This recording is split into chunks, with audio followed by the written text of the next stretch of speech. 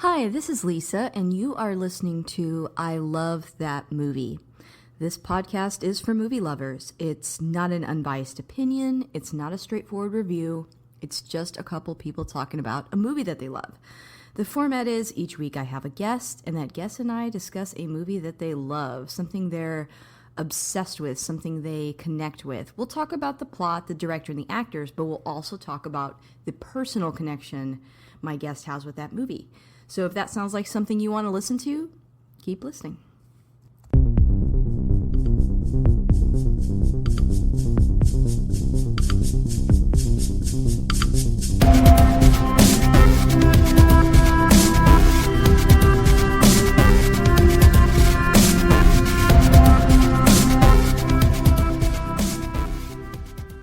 Hey, this is Lisa, and if you want, you can catch up with me on Twitter or X at ILTM Podcast. I'm also on Instagram at I Love That Movie Podcast, and I've got a Patreon. The show is always free, but if you want to support me on there, you can. That's at patreon.com/I Love That Movie. And if you like what you hear today, you do get a weekly bonus episode of everything else I'm watching. Because sometimes people ask me, what do you think of White Lotus? What did you think of Severance? That's all on the Patreon. So join us on there for as little as $1 a month. And yeah, that's pretty much that. I have a new guest with me here today. I have Brian. Say hi, Brian. Hello, Brian. Hello, everyone. How are you? Brian, welcome to the podcast. Can you tell our audience a little bit about yourself? Surely. I guess first would be I'm a big fan of I Love That Movie. Have been listening for a couple of years now. And thank you. No, thank you. I appreciate it. And I have my own YouTube channel. It is sheehanisdeadcomics on YouTube. You can check that out. My co-pilot Scott and I have talked to a lot of cool people like Dan DiDio, Jason Fabic, Philip Kennedy Johnson, a whole bunch of cool people. So that's great. where, yeah, that's usually my, my forum for my geek forum for indulging my geekdom. But otherwise, I'm also a big fan of Chris Balga for Balga. Yes, Chris. Yeah, I He's love me awesome. some Chris Balga. Yeah, he's been on the show too, and just an good. all around great guy. Yes. And yeah, I love certain movies, and especially the one we're going to talk about tonight. That's 21 years old. So, wow, 21 years. Doesn't right? seem like it was that long ago. Well, and it didn't look like it either. No, I agree. It looked great. So if you're just now listening, like if this is your first episode, you kind of heard a little bit of a description at the top, but another part of it is my guest is the one that picks the episode. So they choose the movie, not me. And so sometimes I've seen it, sometimes I haven't. This one I had not seen. And Brian picked, what movie did you choose to talk about? Collateral, 2004, with Tom Cruise as the bad guy and Jamie Foxx as the protagonist. So I have heard of this movie before. I have seen the trailer, but I had never watched it. And, you mentioned Chris Balga. Well, one of the movies that we talked about last year was actually Heat.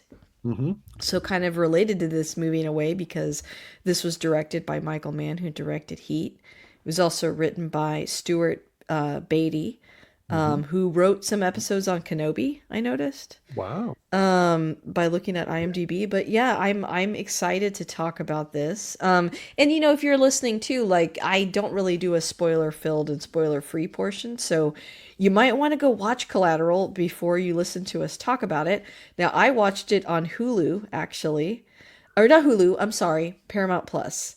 I noticed it was on there, so I watched it on there. So pretty accessible if you have that. It's about 2 hours. And if you're still with us, I'm going to read a really fast synopsis. Y'all know where I get them. I get them on Wikipedia. I don't reinvent the wheel. I'll give you the synopsis really quick. And if you want, stick around with us and listen to our chat. So, after a long day, an LA taxi driver, Max, is about to knock off when sharp-suited Vincent offers him $600, a lot of money in 2004, to make 5 stops. Sounds good, until Vincent turns out to be a merciless hitman, and each one of those stops involves a hit. As the night goes on, Max starts to wonder if he'll live to see the sunrise as the pair are hunted by the police and the FBI.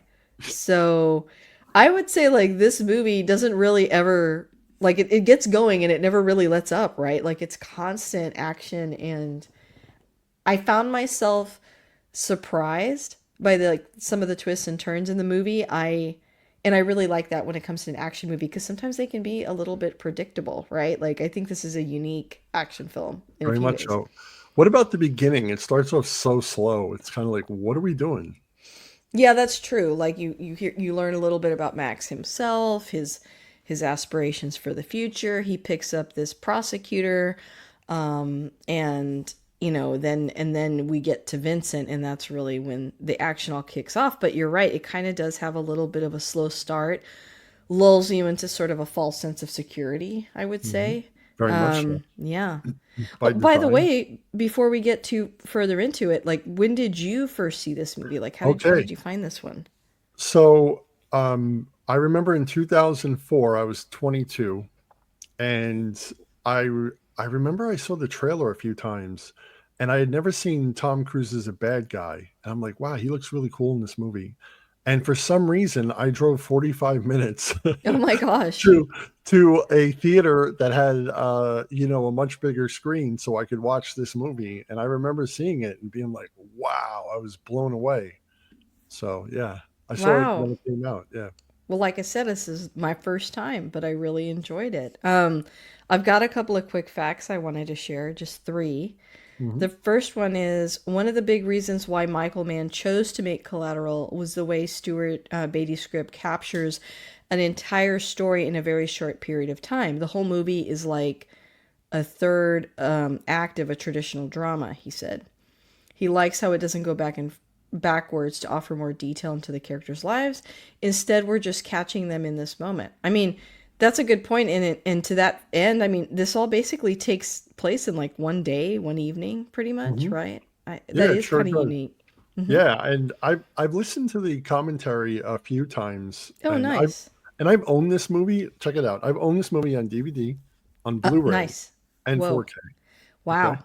The sign so of true love when it comes to yeah, a yeah, movie. yeah, yeah, yeah. And I got to tell you, well, first of all, the 4K, you watch on a nice big TV, it's beautiful. Like, because Michael Mann really took care of like the cinematography to Ooh, so it's have this. upscaled nicely. Oh, very much so. And so I remember he had said that he wanted it to feel like as if, you or I, or you, dear listener, you're going about your day, and then all of a sudden somebody just starts acting up, and you're like, oh my God, is this really happening? And that's kind Yeah. of kind of what happens in the movie. That's true. I mean, I think to your point earlier about how it starts off kind of slow, like you said, it's sort of intentional to make you feel like, oh, it's just a typical day, and then bam, one bad day for our character Max. The Australian screenwriter Stuart Beatty was only 17 when he Yes. took a cab home from the Sydney airport. It was on that ride he had Yep. an idea of a homicidal maniac sitting in the back of a cab, with the driver nonchalantly entering a conversation with him, trusting his passenger implicitly. Beatty drafted his idea into a two-page treatment. Later, when he was enrolled at Oregon State University, he fleshed it out into his first screenplay titled The Last Domino. He put the script away, taking it out occasionally for revisions and rewrites over the following years. I really like that story because I think it illustrates anybody who's ever tried or thought about writing something. The older you get, the more you look back on an idea like that was a good idea, but it really benefited from, rewrites. It really benefited from maturity. Like, you could look at that as like, oh, this guy came up with it when he was 17, but it seems like there's always a little more, right, to the story. And I like that he marinated on it until it Oh yeah. really Yeah. captured I guess you could tell something was maybe missing, and he Yeah. waited until it was all there. I like that. Absolutely. And I mean, when you like the synopsis you read, the movie doesn't sound that interesting. Right. And some people might roll their eyes at Tom Cruise, but Sure. I'm telling you, this movie, once it gets going, and the fact that he's a hitman, that kind of pushes the movie along to where, I agree. we have to keep going. But the story itself, when I was younger, when I was 22 and until this point, I would always try and put my finger on it. Why do I like this movie so much? What is it about this movie? And now after watching it, many times and many videos of insights, like I can put my finger on it. So I love that. Well, my last little tidbit that I had was that Javier Bardem only spent yeah. 2 days filming. However, he spent several months learning to speak English with a Mexican inflection for the role, which I think speaks to a very specific moment in time. Like, I think for a long time, the most famous actors that were, Hmm. I think by mainstream audiences considering them like Hispanic or Mexican were actually Spanish actors. Javier Bardem and Antonio Banderas, right? Like they're not, Hmm. they're both Spanish, but the accents are pretty different actually. So I thought that was an interesting fact. I guess we could segue into around that, like just the cast, right? Like what a wonderful cast that we Very have much so. here. Like you see, I watched it with my mom last night, Oh, and nice. my mom, for she hasn't seen it and she could care less about the movie, but she's like, yeah, I'll watch it with you. Oh, So I'm like, you see that guy, the cop with the hair back? I said, that's a young Mark Ruffalo. She's like, Mark I Ruffalo. I'm had like, to the whole, like the double whole, take. yeah, yeah, yeah, yeah, yeah. Detective Fanning, yeah. Yeah, he looks so different. Like I think they're trying to make him look different, but Oh, like I was like, okay, he sounds like Mark Ruffalo. Like when I'd mhm, close my eyes, I hear Mark Ruffalo. I had to look it up. mhm. But he does a great job as Fanning. Yeah, and to your earlier point too, Tom Cruise.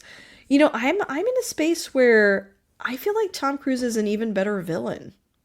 Isn't he? Like he acted Yeah. so like he crushed this role so bad. I'm like, is this what he's like in real life? Like, Same. Okay, I'm so glad that I'm not the only one that thought that. right? I was like, maybe he is evil because I think he's so great in this. And another movie that I think is one of his best performances is Interview with the Vampire as Lestat. I Mhm. love his Lestat. It just kills that role, crushes it. So, um, yeah, I mean, I want to see more bad guy Tom Cruise because I think Right? he was brilliant as this hitman. It was very convincing. I even loved his look, like he let his hair go salt and pepper gray. Like I don't Yeah, know, it yeah. was just the whole vibe of Vincent. I wanted more Vincent. Like I want another Vincent movie. They need to make Right? another one. Yeah, Yeah. yeah, yeah. And you know what I picked up on? Like the more I watched the movie, and I was telling my mom last night, I'm like, watch. And Vincent has these ticks that he does, like these Mm-hmm. little things, like in that jazz club scene after he offs the one guy and he's like whispering the real answer and Max took off because he's like upset.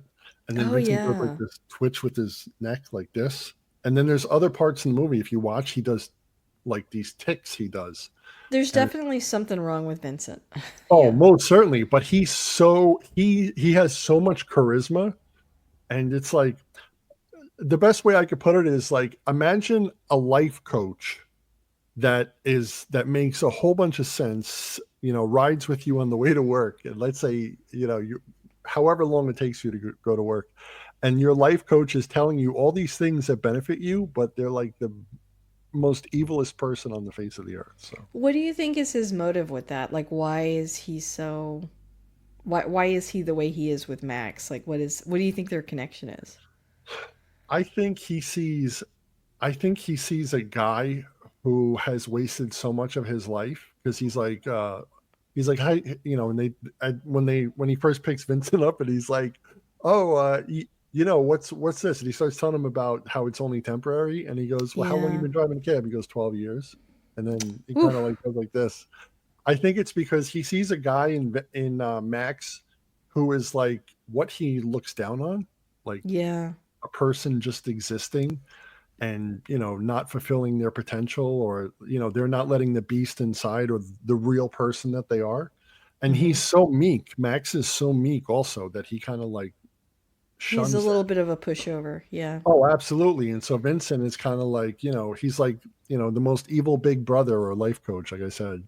And it's like, no, you need to stick up for yourself. Now he doesn't say that in the movie, Right. He but doesn't. his every encounter with Max, when he's not like threatening his life or pushing him or hitting him, like that's where it goes. Where do you want to start, like how this whole puzzle comes together? Yeah. Well, one last thing I was gonna Sure, sure. say. My Yeah. my, my theory, and this may be I don't know, may not be right, but I almost feel, or I felt throughout the movie, that Vincent was, by nature of his job, and I feel like a lot of hitman movies explore this, I think he's also lonely. And he's Yes, spending excellent, a excellent lot input. of one-on-one time with Max and really getting to know him, and I think he craves a closeness and he craves a connection, and I think he takes him on this journey that he almost doesn't really need to, but there is a part of his humanity that needs it, and I just thought that made it more Well, compelling. well Well, I, said, I well want said. to I want to I guess just mention a couple more people. So we talked about Sure. Javier Bardem. He's in it. Mhm.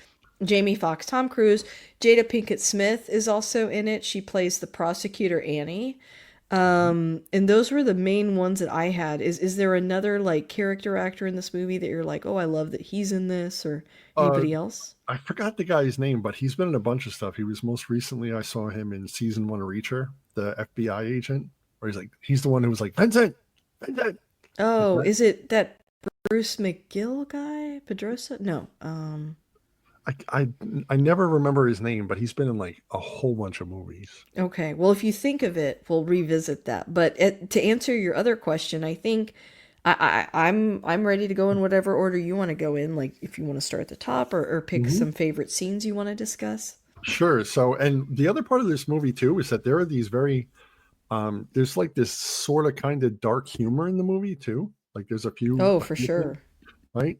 So Vincent hops in the car. He hops in the car with well, let's start here. So Annie, Jada Pinkett Smith, gives Max her phone number on a card. But beforehand, Max had such a good conversation with her, and Hmm. he was like shaking his head to himself, like, "Oh, I missed opportunity," right? Yeah. I mean, And she's then beautiful, successful. They have chemistry. Yeah. very much so. And then she comes back and knocks on the window and gives him the card, and he's like on cloud nine. You can see it, and so he's like in his own little world, filling out his little chart or whatever. And Vincent comes over to the car, says something, doesn't get attention, starts to walk away, and then he's like, "Hey, hey, hey, I'll take you, man. I'll take you. I'll take you." And he's like, "Oh, okay." And then it's like, "Oh Wow. boy, you do not know what you are bargaining for." Yes. Yeah. Yeah, that's a good point. So there was an opportunity for him not to take Vincent. So he Yes, actually yeah, kind of caused it to happen. Wow, I hadn't thought about that. right, right. And it's like and then he has no idea what kind of hell he's unleashed on himself and LA at that moment. Yeah. So then Vincent gets in the car and he's basically like to me he's got, like you said, you said it so eloquently, excellent insight about him, his subconscious need for, connection to whatever Hmm. humanity he has as a sociopath. And he starts kind of sizing Max up, and he starts asking him these different questions, and Yeah. then he could just see that Max is a complete pushover. Yeah. And Easy to manipulate for oh, sure. Perfect very for much his so. needs. Yeah. Right, because Vincent is like really strong. He's not just strong in the way he looks, but he's strong in presence. Like he's Yeah. one of those people who would walk into a room and dominate the room. You know. Doesn't he also, and sorry if this is jumping too far ahead, but doesn't Vincent also reveal a little piece of information about his past at some point in the movie about like his father and He does, but it's almost like yeah. Joker esque. You know. Yes, yeah, I thought of the Joker when Yeah. yeah.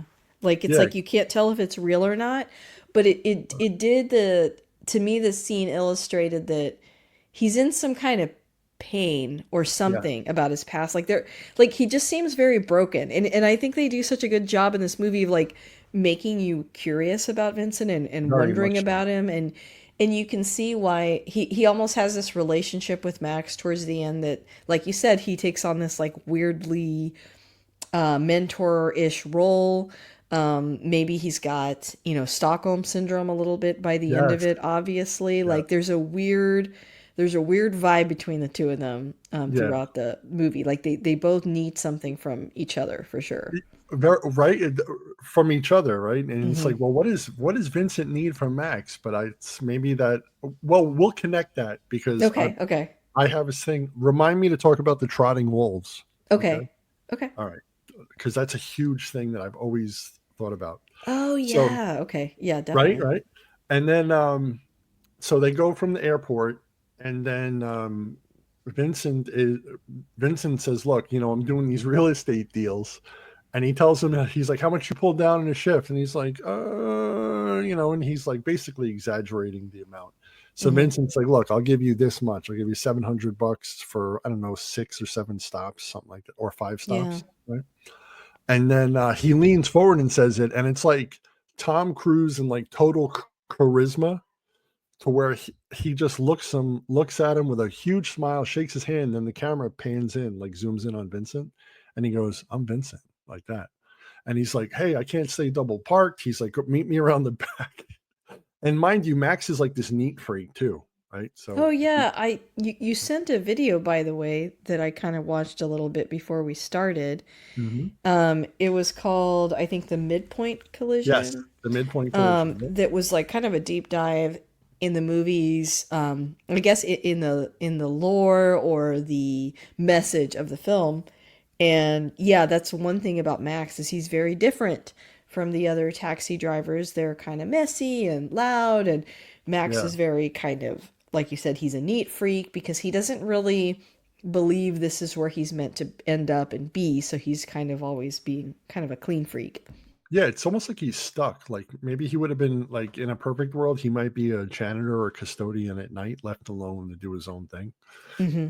And so he pulls around to the back of the building, and it's like there's very soft piano music playing, yada Yeah. yada. Max is doing his thing, and Vincent goes upstairs, and he's like, they're at this seedy motel, and it's like you don't think anything, you're like whatever, and all of a sudden they do this overhead camera shot.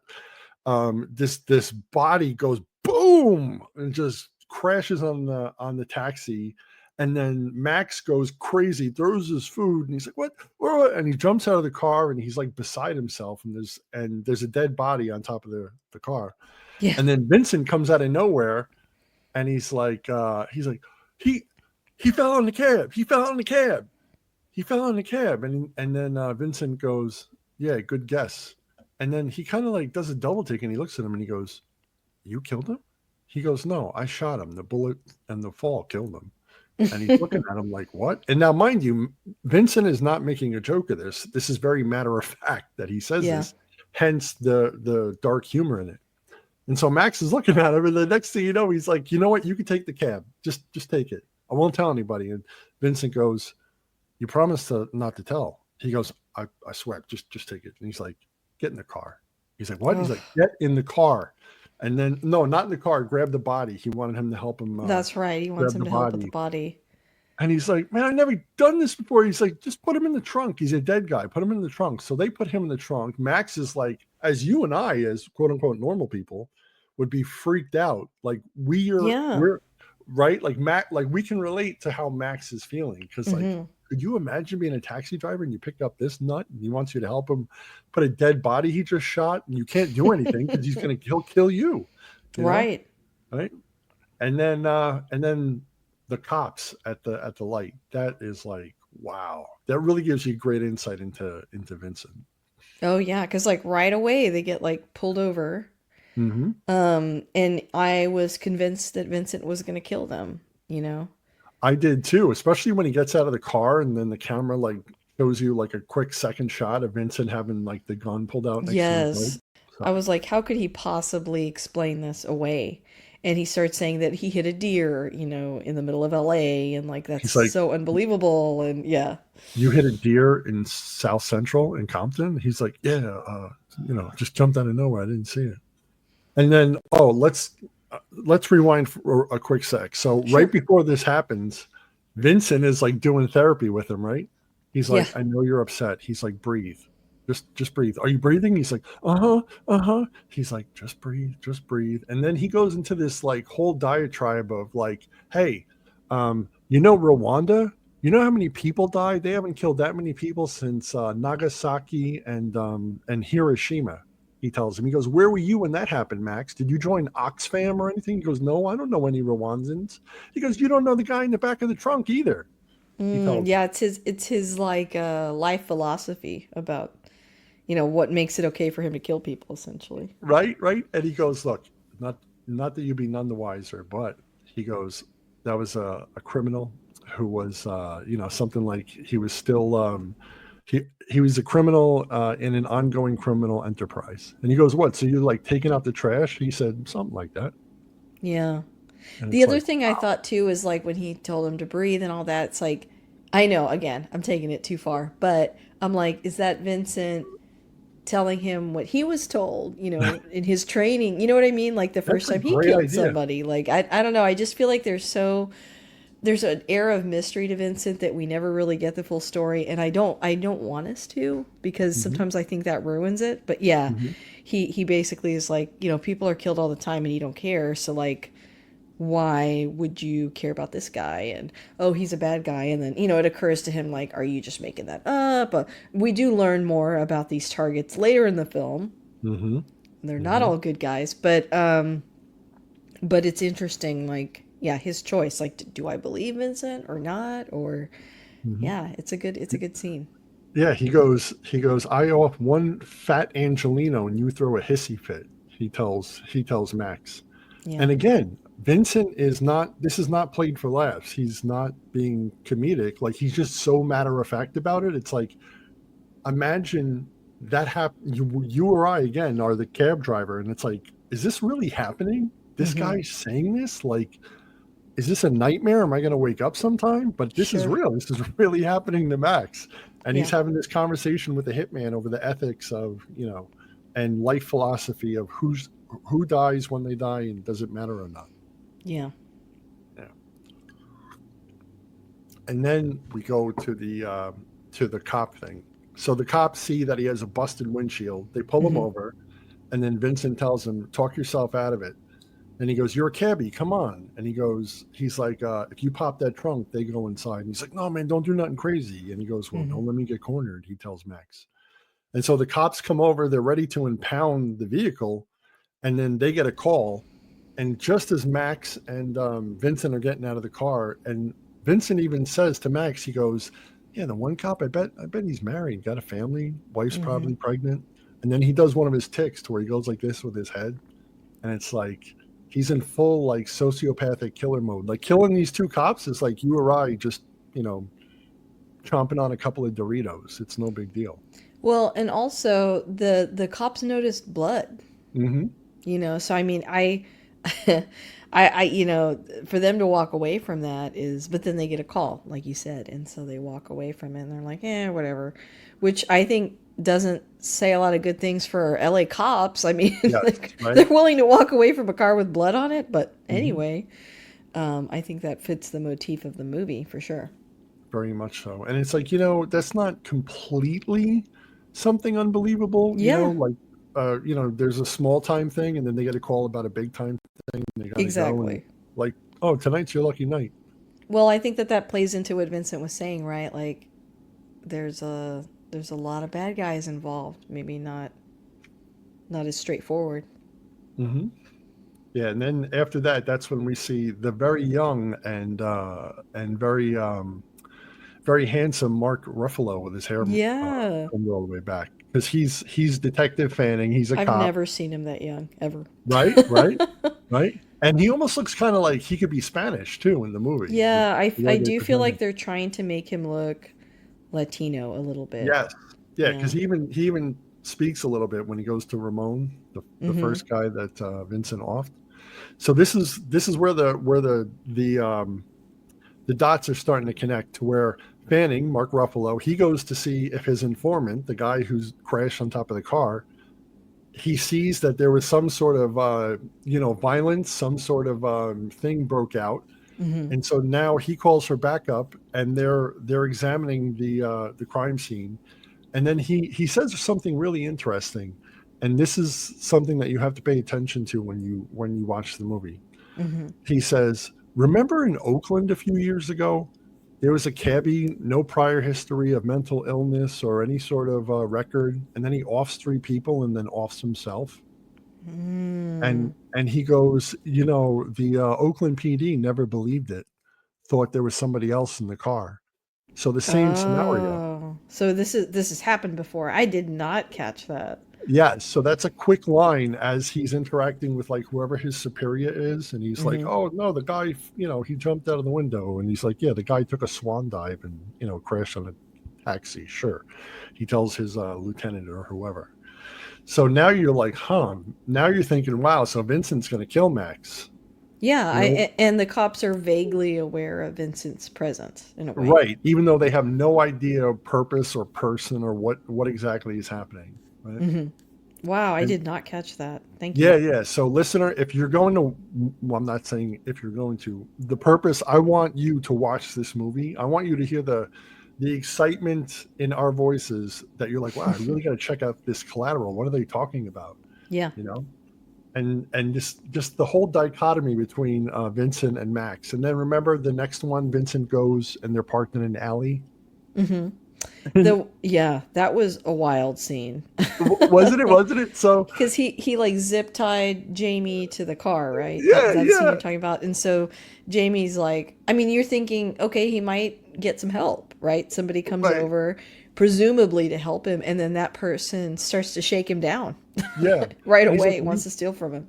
are you kidding me? And he Yeah. goes, do I look like I'm kidding? And he's like, give me your wallet. And then he goes in the back seat and he grabs Vincent's, briefcase. But Briefcase. just to rewind a quick second, so they get out of the car in the alley, and Vincent gets into the front seat, and he tells Max, he goes, 10 and 2, put your hands at 10 and 2. And he goes, why? And Vincent looks at him and goes, because I said so. And then he Hmm. zip ties him. And as he's about to get out of the car, that's when the dispatcher calls him. And this is where we see the Oh, first that's point. right. This Okay. is the first point where we see like Vincent become his sociopathic life coach. And he's like, the dispatcher's like, hey Max, you SOB. He's like, I heard you ran into a deer. He goes, that's coming out of your paycheck. And now, of course, Max is distressed. He's like all beside himself. And then Vincent pulls the walkie-talkie, and he's telling Max what to say. And check this out, Lise. This I really grabbed on last night. He tells him, he goes, tell him it's covered by his umbrella policy. And he goes, what?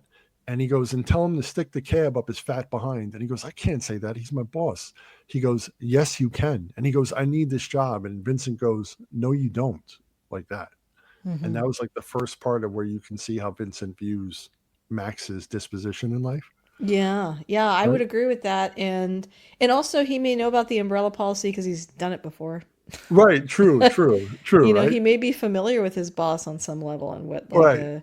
what a shitty guy he is, basically. Or, But yeah, and then he basically encourages him to stand up to his boss, and right. it's going to be the first person he encourages him to stand up to. Right. This is like him starting to, this is like the first pillar in building up Max as a person of who he really, wants to be or should be in Yes. Vincent's eyes. And so Hmm. then Vincent tells me, he's like, hey, listen here. He's like, you know quite well that your umbrella policy will and insurance will cover this. What are you trying to pull here? And he's like, oh, hey, who's this? And he's like, he gives him like some kind of lawyer speak. Hmm. And he's like, oh, hey, don't need to, let's not go there. We don't need to do that right now. And he goes, you know very well. And then he tells Max, and he's like, tell him, what did he say? He said, call him a fat something or other. Hmm. And then he's like, and so he presses the button, and Max looks at him, and Vincent's like egging him on, nodding his head, yes. And then Max says it, and he goes, tell him to stick this cab up his fat behind. And then Max tells him again. And then Vincent looks at him, puts it down. And then just before he gets out of the car and Max is completely bewildered, as are we, the audience, right? Yeah. Vincent looks back at Max and then gets out of the car like, that's how it's done, son. Yeah. And it was like, Yeah. what? And that's I, when you mhm. really discover, like, okay, there's something going on here. Yeah, and I think too, like the choice to make Tom Cruise look a little older is Mm-hmm. intentional too, because he seems a little bit older than Jamie Foxx's character, Mm-hmm. and that also adds a layer of mentorship. And then there's that weird, story he gives about his dad, and so Yeah. maybe Vincent's got daddy issues as well. Like there's just a lot of little layers to those characters. But yeah, then he zip ties him and all that, and then that guy tries to shake him down, goes to Mm-hmm. get the briefcase, he gets killed, Yeah. shot So, by Vincent quickly. so yes, picking up on that. So Vincent's, he's reigning terror um, up in this building. They don't show it, so they show Max. And then Max is beeping the horn like this. And so these guys walk down the alley. They come over and he's like, help me. There's a guy up there. He's raising all sorts of hell. I need help, this and that. And the guy pulls out a gun and shakes him down. And he goes, are you kidding me? And he goes, no. He's like, give me your wallet. So he takes Max's wallet, goes in the back seat, gets Vincent's briefcase. They walk maybe like 10, 15 steps. And then all of a sudden, like the boogeyman, the camera pans and then Vincent walks in the frame. And he goes, yo, homie, uh, that's my briefcase. And then all of a sudden he pulls out the gun again, the guy who robbed Max, and he's like, give me your wallet. And all of a sudden, that's when Vincent goes into Vincent mode. He grabs the guy's gun, pulls out his, shoots the first guy twice, right? Mm-hmm. And Vincent always does 3 shots, always 3. Oh, I didn't notice that. And then he goes boom, boom, boom on his partner.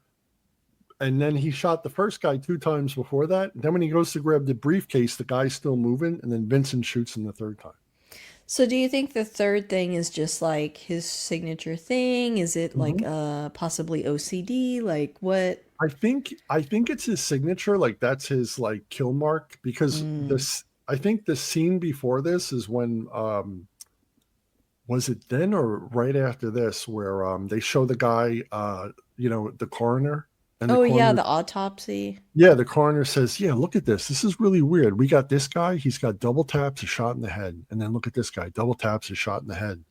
And then that's where Fanning, Mark Ruffalo's like, oh, these guys are on the they're part of the Felix Reyes Terreno case. Yeah, and they're killed in the same way, so he knows, okay, there's Right, some kind of list out there, and they're right, going after right. all the witnesses, which is a great, like, kind of end cap. Or, like, I guess I like the way that that story kind of goes back around. But I hadn't noticed that about Vincent. Wow, okay. Good Well, call out. yeah, when we get to Club Fever, he does it too. So Mm, so then after this, of all things, they go to pump gas, and then yeah. Vincent tells Max very sternly while Max is pumping the gas, and he's just kind of like, standing outside the car, clapping his fist into his hand, and he's like, "Hey, new news, we're ahead of schedule." He goes, "You like jazz?" And Max looks at him like, "What? Do I like jazz?" He's like, "Yeah." He goes, "I'm gonna take you to a jazz club. I'm gonna buy you a drink." And then Vincent gets in the car, and Max just looks like toward him, like, "What is going on with this Well, guy?" before that, too, didn't he also say, it's the decisions you make, the attention you draw to yourself, Right, that's gonna right, pull in more dead people. So right. don't try to escape. Don't try to talk to people. A good way of the script telling the audience like why he might not be constantly trying to get out of this anymore for the rest of the movie. You know what? That's another great insight. That's an awesome insight that I couldn't express that out loud. So No worries. that's another great insight. Oh, Thank you. thanks. Yeah. He's like, you make, what do you say? Is like, you make noise. No, you draw attention to yourself. Yeah. Oh, and dig this. What he says too. He goes, if you draw attention to yourself, you're going to get people killed who didn't need to be. Yeah, so he's basically like it's your fault, which is Hey, ludicrous, but like in right. the And at logic this, of Vincent's mind, it makes sense, and Max is scared enough into silence. yes. Yes, and the thing that occurred to me too is like, wow, Vincent said that as if he cares about killing unnecessary people, but in the car he's talking about how, we're all basically space dust and nothing matters. So Yeah, it's it's like, all. I think he's appealing to Max's morality, he- not his own. yeah, Yeah, that's a good point. yes, there we go. Yeah. So he's trying to like you said, guilt Max like it's your fault. So basically just shut up, do what I want, and the night will go smooth. So then they go to the jazz club, and that's where more stuff hits the fan. This is where Max appeals to Vincent's humanity, whatever is left, Hmm. and they're listening to the music, they're having a drink. You can tell Max is actually weirdly sort of relaxed, right? Yeah, Because and isn't that music? I think the artist is Oakenfold, right? Do you yeah, remember that artist? I saw him. He's like an EDM guy, right? Is I or maybe I'm mixing up a part of the movie. Maybe I'm thinking of the club later, yeah, the club was the yeah, that was like like EDM. completely, yeah, Okay, yeah, yeah. okay, never mind. Well, I'll save No, it. no, no, no, that's fine. So yeah, like I don't know nothing about jazz, but obviously it's jazz. And so Max is kind of weirdly relaxed because Vincent seems to be like sort of kind of normal at that particular point. And then Vincent's like tells the waitress, "Hey, I love how he's playing. Tell that guy I got to buy him a drink. So next thing you know, it's like, they're closing down the bar. And then all of a sudden, Vincent turns it on the guy. The guy's taking a shot and he's like, oh, great story. Great story. I got to tell the people in Kudakan and Cartagena that. And all of a sudden, the guy's eyes like sink. Mm. And he's like, you know the people? And he's like, afraid so. And he goes, just when I thought you were a cool guy. And then Vincent goes, I am a cool guy, like that. Right? He didn't need to say that. Like, what's the point? You're going to kill this Yeah. guy, right? So it's like more exposition for us to like get a Hmm. look into this nut job, this Hmm. charismatic nut job. And Yeah. then again, that's you remember what happened next with Max? Max was like, hey, give him a break.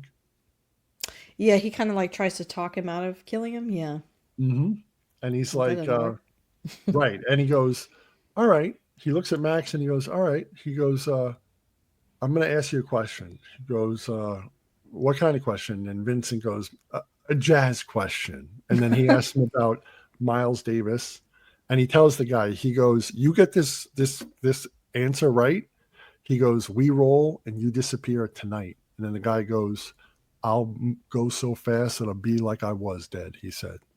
And Hmm. then he goes, by the way, tell them that he was sorry for what happened, but he didn't want to go back in jail. So he did a plea deal with the cops. And that'll come into play a little later, Mm. right? His name was Daniel. Daniel. Daniel. Daniel Okay. was the jazz guy. And so Vincent asked him a question about Miles Davis. It sounds like the guy got it right because the guy's like, I know everything there is to know about Miles Davis. And then Hmm. Vincent pulls out his silencer and like within 1 inch of the guy's head pops him 3 times. Yeah. And then Three Max times again, like you said. Yeah. has another meltdown. Hmm. And then he goes outside. And while Max heads outside, that's when Vincent does like one of his ticks and he says the actual correct answer to the question. Oh my gosh. Right. And then Max is having a meltdown, and then Vincent hits him like in one chest, one shoulder, the other shoulder, pins him up against the car, has his hand around his throat. And Max is like, he's like, you played him, man. You played him. He got the answer right and you killed him anyway. He told Vincent. And then Vincent goes, since when was any of this a negotiation? He tells Max. Mm. And then all of a sudden the dispatcher buzzes him again, remember? Hmm.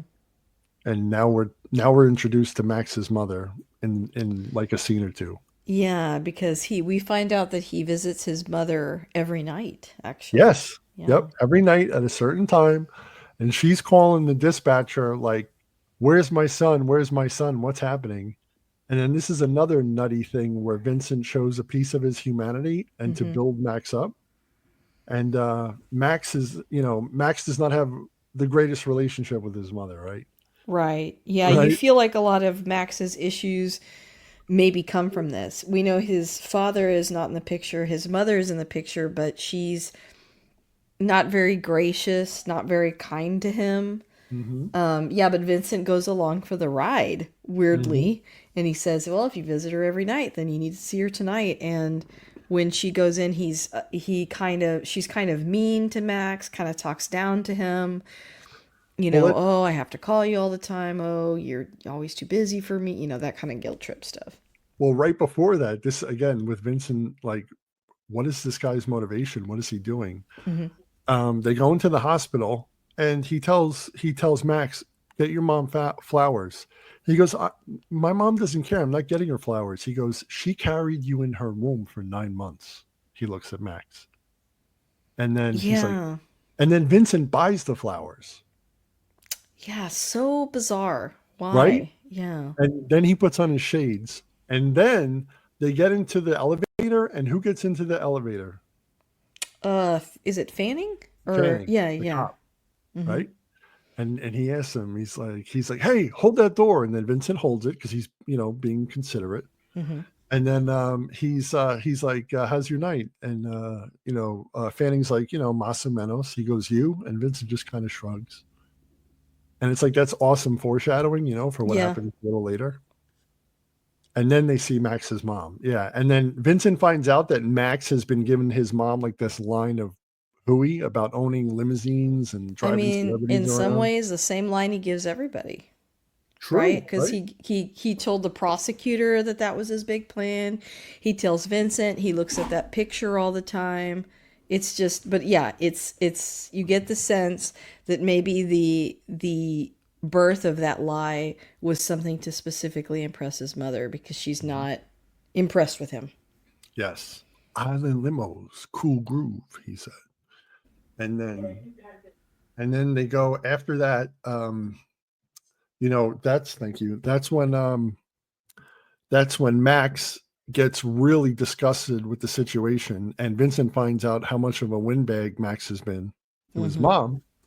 And then that's when Max takes his briefcase and runs through the halls of the hospital. Next thing you know, they're like over a walkway over the highway, Yeah.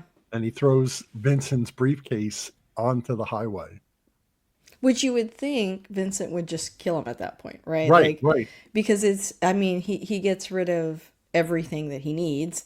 And, but it felt like Max did that because he literally could not take the humiliation like a single more second, than, but yeah, instead of killing him, he's like, well, now we gotta get the rest of the list, right? Which Hmm. is the next, I think, club visit they go to. Yes, yes. Hmm. And Max looks at him like once he does it, and Vincent looks at him. Max looks like he pooped his pants. Yeah. Like the look on his face, like like you said, he's expecting Vincent to kill him. Yeah. And And then and Vincent, Vincent doesn't do it. Yeah. yeah, right. And it's like, why doesn't he? He could, right? He could just, cancel it and then go back to LAX and, abort the mission. But he But got what he wanted out of him. yes, yes, Again, kind of yeah, Joker-esque, I guess. Like we're well all said. one bad day away from From being our real madness. selves. Yeah. Yes. Yeah, our real selves. Yeah, exactly, right? And so Vincent grabs him and he goes, "Let's see what else you can do." Now, at this point is when they pan to the cops, the FBI that are in um, the FBI that are like in some undisclosed location, and then Mm-hmm. Fanning and the LAPD. And then Yeah. Fanning's telling them, like, "Hey, this is going on." And they're like, "Well, we haven't heard anything. Everything's quiet on the home front." And so then I think Fanning might have mentioned the cabbie thing again. I'm not entirely sure Hmm. at that point.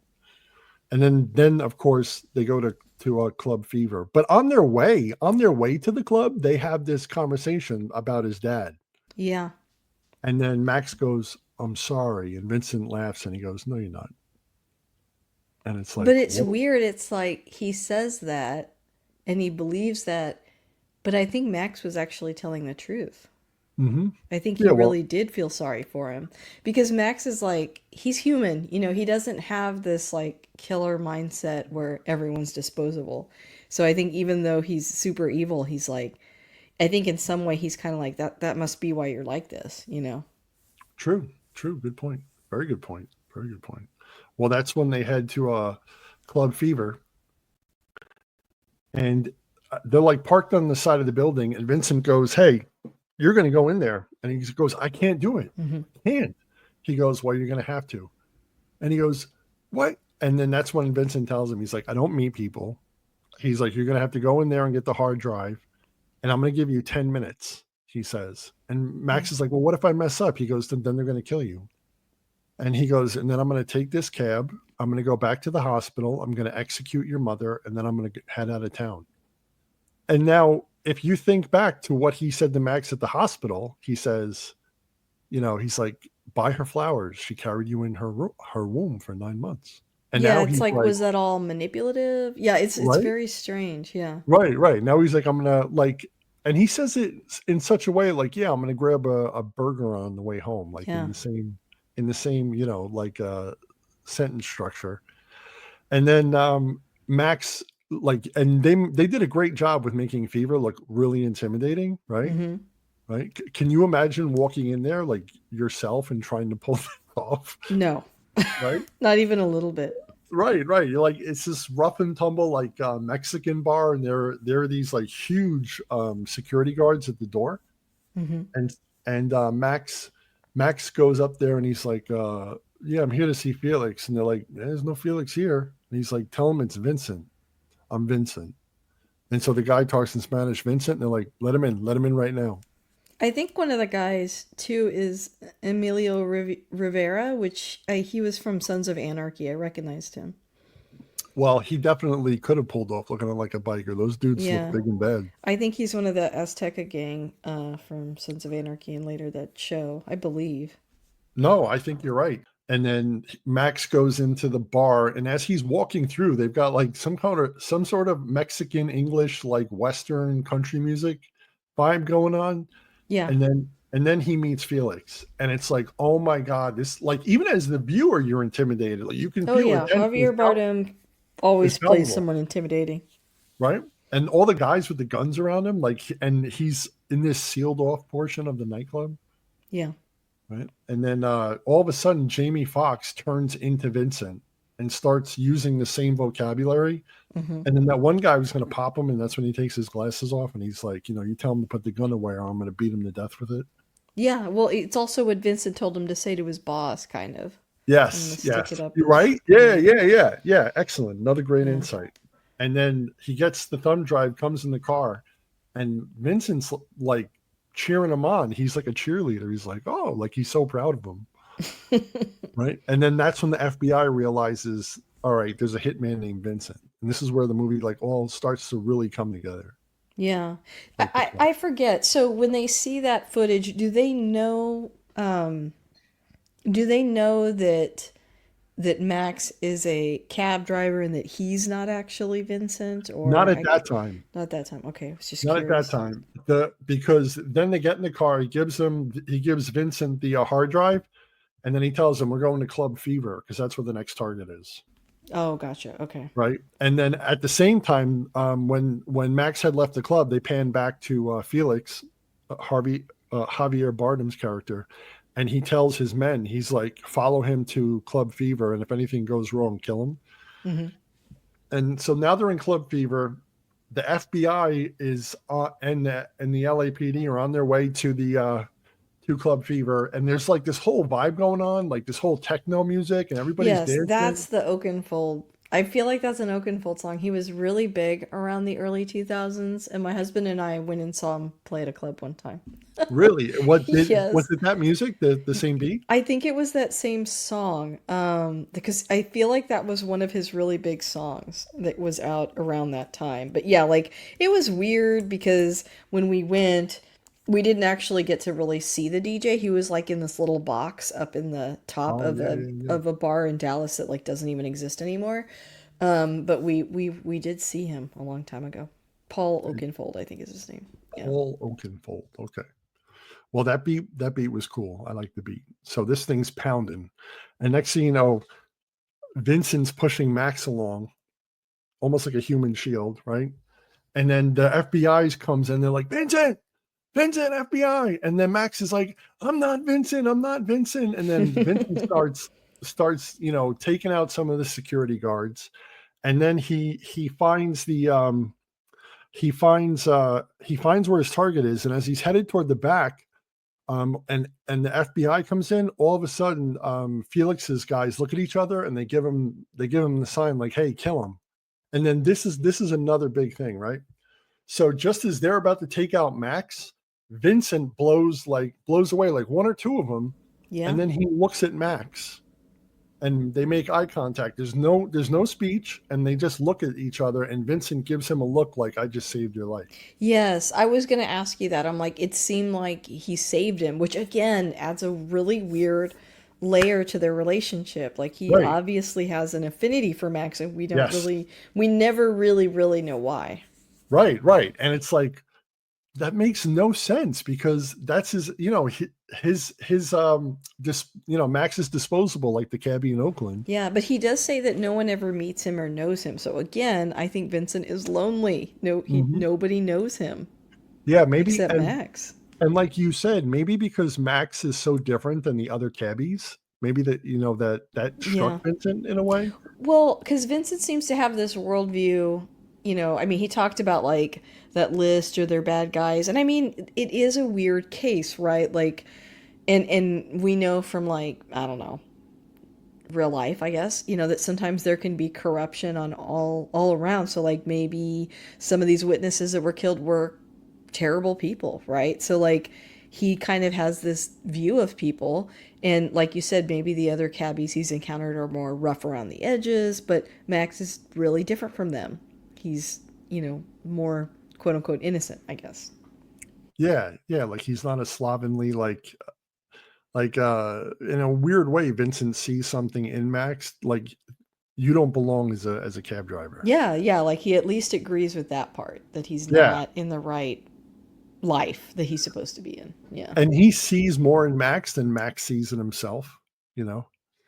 And it's like, yeah, maybe that's why he didn't just take the easy out of Max getting killed by the drug lord's bodyguards. So, Yeah. but then this is again where they illustrate Vincent's three tap thing because that guy's sitting there, the Asian fella, and then Vincent pulls out the gun, shoots him, bang bang, empties the clip, puts a new one in, and starts the whole routine over. Bang bang bang, three, two in the chest, one in the head. Wow. Right, and then they walk out, and then as this is going on, Fanning grabs Max, and he goes, "I'm not Vincent. I'm not Vincent." And he goes, "I know you're not. Come with me." So everybody's headed out of the club. You think Max is safe. And all of a sudden, just as him and Fanning are in the shot, Fanning takes three shots. Boom, boom, Oh. boom, like that. And then Max looks up and there's Vincent. And Vincent's like, come on, like that, as if he did Max a He thought favor, he right? saved him, Yeah, yeah. he thought he saved him a second time. Then they get in the car and Vincent's looking out the rear window for the helicopters and the cops. And he goes, "Why did you save me?" And he's like, "I don't know, because you're good. You're good." And he's like, "Yeah, but," and then, they go on one of their exposition things between the two of them. And then this is where Max really, starts to feel like he has nothing to lose. Yeah. Right. Wow. Yeah. And he's like, "Why'd you kill Fanning?" He's like, "Who's Fanning?" He's like, "The cop. Why'd you have to kill him?" He's like, "What?" And he's trying to make sense of what Max is telling him. Like, "Hey, I just saved you." Oh, and he mentions that. He's like, "I just saved you," he told Max too. Yeah. And I forgot the retort that Max had with that. Yeah, I don't remember, but it does make you wonder, like, does Vincent in that moment realize maybe that Max was about to actually get away if he's surprised that he's saving him? They have a Yeah. tenuous relationship for sure. Yeah. And now, dear listener, this is all is happening, like, you're like, wow, how is this movie going to end? Right. Yeah. Right? Like where do we go from here? And the next thing Max grows a backbone Mm-hmm. and he starts speeding through these red lights. And then Vincent puts the gun to his head and he's like, "Go ahead, do it. Do it," like that. He tells, all right, this is where I forgot the trotting wolves. Oh, yeah, that's right. So when they were on the way to Club Fever, right? And forgive me, listener, but this is where they're on their way to Club Fever. So let's backtrack a few minutes. They're at a light, and all of a sudden, the camera shows these wolves like trotting across the street. Yeah. And as this is happening, Vincent's looking at Max, and Max stops to let them cross. And then I think it's Soundgarden. There's this song that starts playing, and it goes, "Once upon a time, I was of the mind to lay your burden down." And this is now Vincent's looking at the back of the head of Max. And to me, that says like Vincent was struck by Max stopping and letting them cross. Yeah. And then that's where Vincent like really starts to decide like, I was going to kill you, but I don't think I am because the song says I was going to lay your burden down. Right. And also, wolves are predators, and he True. stopped and let them pass. He Hmm. didn't try to shoot them, he wasn't scared of them, he saw them as worth saving. And so maybe Vincent sees himself as a wolf. I don't Hmm. know, but Yes. yet Max still sees his humanity. Like, yeah, I do think there's something to that. Right. That was like a key scene. Just like there's no words exchanged between them. It's just the visual and then the quick drop of that song. Yeah, again, I think the movie really benefits from not giving too many details away and making you Yes. wonder. Yeah. Yes, they definitely don't spoon feed us as an audience. Like it's like they're playing on us, connecting the dots logically, and then also the emotion. Like, how would I feel, or like what is the emotion that these two are sharing at this particular time, or this crazy hitman? Why is he building up the confidence of this guy that he's probably going to ultimately kill? So where are we going with this? Then they go to Club Fever. All that Hmm. stuff breaks loose. He kills Fanning. And then Max starts speeding through the red lights. Vincent puts the gun to his head, and Max is like, "Go ahead, do it." He goes, and then Max starts like saying this his inner monologue. He's saying out loud, Hmm. saying like, basically like kicking himself in the pants for all the things he's done wrong. And then Vincent's like, "Slow down, slow down." And now you see Max taking control, and Vincent Yep. becomes the victim, right? Hmm. He's like, "Slow down, slow down, slow Yeah, he's down." actually scared for the Yes, first time. right? Yeah, excellent, excellent. Yeah, he's scared. He's like, slow down, he tells him. And then he's like, "Yeah, I got a badass sociopath in the back of my cab," he says. And that was the first time where I was like, "What is a sociopath?" And I looked it up in the dictionary, So that scene expanded my vocabulary. Oh, nice. Yeah, yeah. What is a sociopath? And that's before Siri, or before Google, so you actually had to Yeah. look it up, right? And so that's when the car flips, and Max takes it and he tells Vincent, basically "F you," and then he takes it and pulls the wheel hard, crashes into another car, and then like the Hmm. '90s like stereotypical action scene, the car's upside down, Yes. Yeah, that right? did happen a lot Right, in around and that then time. but here's another thing that ties into their weird relationship. So as Max is starting to wake up, and Vincent is too, Vincent leans forward upside down and starts whacking at Max, right? And it's like big brother smacking little brother because he's upset at, Yeah. right?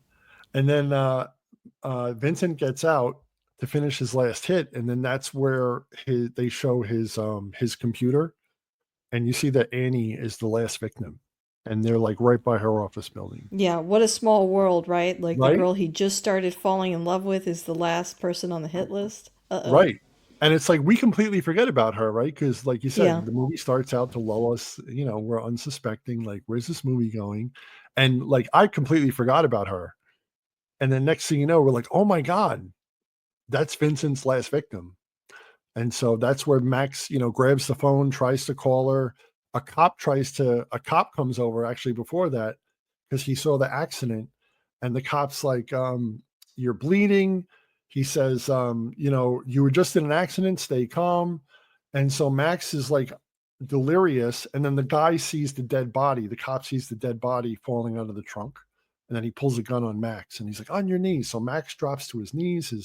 He's like, his hands are up and he's like spacing out, but he knows that Annie is the last victim. So then he grabs the cop and like pulls him over, knocks him down, steals his gun, and then, like Vincent, he points the gun at the cop and he goes, "Since when was this a negotiation?" He says to the cop. Mm. And then he handcuffs the cop and he takes off for Annie, grabs the phone, calls her. She doesn't know what he wants. They go into the office building. Vincent's after her. And then just when Vincent is about to And get by the her, way, it's like 5 in the morning. Poor lady, she works all night. yeah, I'm sure she was well compensated. And Oh yeah, I'm sure. and then Vincent's in the office building. He's about to get her because she's like been running from him as he's taking shots at her. Hmm. And then all of a sudden, Max is like on the other side of a pane of glass or something, or on the other side of a desk, and he's like, "Annie," and then Vincent sees him and he squints his eyes and he goes, "Max?" He goes, "What are you gonna do?" He goes like that, and then he's about to shoot her, and then Max shoots Vincent, and Yeah. the bullet scrapes his face. I was gonna say too that the phone that Max has like runs out of batteries and that's why he has Yes. to like run in there, which is Hmm. so relatable of that specific time period. Like our phones batteries were so bad. They were like always dying. I mean, I still struggle sometimes with my phone, but it was really bad around that time. I was like, Yeah, that is the truth right there. and I can testify to that because I had a Nokia too, one of those little tiny ones, like the one Yes. he accosted from that guy. Mm-hmm. And then that's where they're running from Vincent, and now they're on the train. And at the beginning, when he first picked Vincent up, Vincent had alluded to how he didn't like the big city. Mm-hmm. He said he felt detached from Mm-hmm. people. And he's like, then he tells the story. "Hey, Max, there was this guy in the subway. He's going around 5, 6 hours. Nobody knows he's dead. Right. Yeah. So then they're on the train, and then Max and Annie run to the very last car, and then Vincent, the lights go out, and Vincent goes, Max, I do this for a living. And then Yeah. next thing you know, Max stands up and he shoots at Vincent, and Vincent's shooting at Max. And then the lights come back on, and you see Vincent's been hit by the bullets. And then when they pan around to show where Vincent shot, he did that 3 tap thing. But he did it Mm. so perfectly that he hit the middle of the train door, Whoa. right? And so Max was protected Mm-hmm. inadvertently because Max had taken the gun and he like stretched his hand out and shot it. Mm-hmm. And then Vincent goes to grab another clip. He's out, and then he basically surrenders, sits down, and says, "Hey Max, guy rides around on the subway in L.A. 5-6 hours. You think anybody will notice?" And then he keels over. Yeah. And there's like this haunting score playing. And now at this time, Max is like he gave Annie his jacket. He's standing up straight. He's like much more confident in the way he's Yeah. posturing. You know, Was there a part of you that's like the way they ended it though? Like Vincent could be alive somehow. I thought that a little bit. I'm like, because, it leaves the train. I was like, what if he faked him out? That would be kind of an interesting twist if they did like another one. yeah. If it was like tied in with Inception, maybe. Yeah. But Yeah. yeah, it's another callback. It's Hmm. another clever callback in the movie, Yes. um, to where he's like living out the own experience that he mentioned. Guy Yeah, that's on the true. subway, and there's nobody else on the train except for like maybe 3 other people, right? Hmm. Like it was like you said, like 5 in the morning, like middle of the night. Yeah, I looked at the time. It's like 5:40. It had to be because otherwise that building scene wouldn't have worked because like why would almost no one be in the building except Right, her? It's because she right. worked all night. But yeah, and even the scenes after that, it makes more sense if it's like really early in the morning before people are really up and around and doing stuff. Hmm.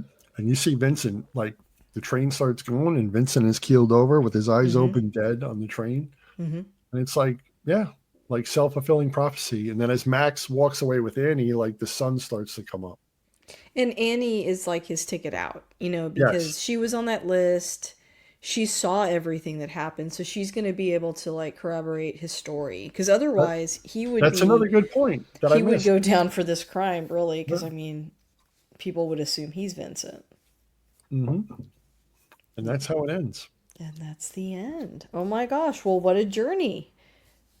Yeah, what a journey indeed. Thank you for letting me espouse Oh, of my course. excitement for the movie. No, it was. I thought it was great, and I truly mean that. I really enjoyed it. I guess that brings me to my last couple of questions for you, though. Sure, sure. If you had to summarize it, like what about this movie kind of keeps you coming back?